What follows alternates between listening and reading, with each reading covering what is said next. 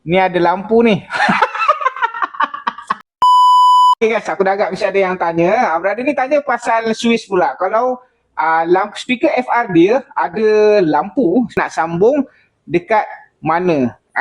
Korang kena refer video yang brother ni tanya dulu baru korang faham ni cerita apa.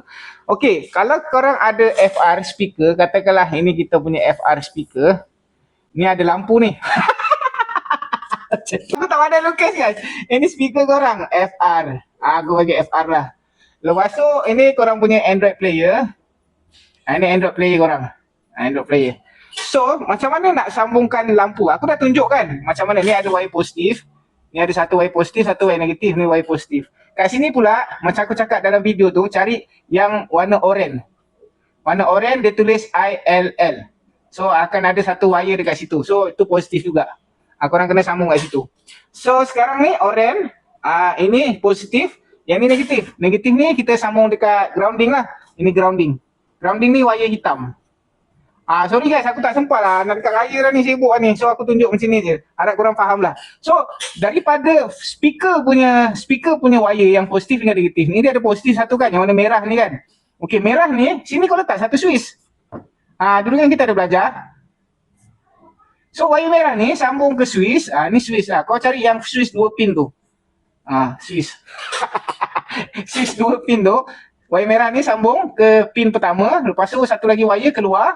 Pergi ke ILL orange. Okay, yang ni ILL orange ni ikut lampu tau. Ikut lampu. So first korang kena buka dulu lampu. Bila current ladu, baru korang boleh main switch. Tapi katakanlah korang nak buat dia macam buka je kunci, ada boleh on off lampu ni. Kalau yang case yang macam tu, korang dekat Android ni, alamak, korang cari wire warna merah. Merah dia tulis ACC. Ini maknanya kunci. So bila on kunci je, dia akan masuk current, lepas tu switch, lepas tu sampai ke sini.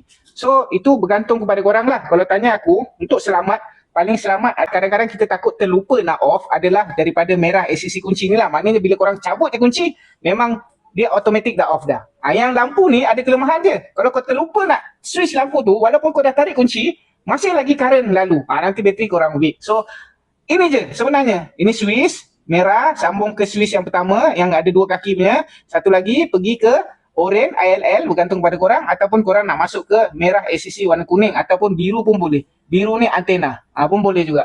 So salah satu. So sorry tak dapat tunjuk, moga manfaat. Kalau korang rasa video ni manfaat dah macam cikgu dah. Aku bukan cikgu kan. Kalau salah boleh tegur aku, tak ada masalah. Aku terima teguran sebaik-baiknya. Kalau rasa ni apa ni salah, cakap aku pun nak belajar juga. Okay, moga manfaat. Kalau rasa video ni manfaat, jangan lupa share dengan kawan-kawan korang guys. Sorry tak dapat tunjuk. Ciao.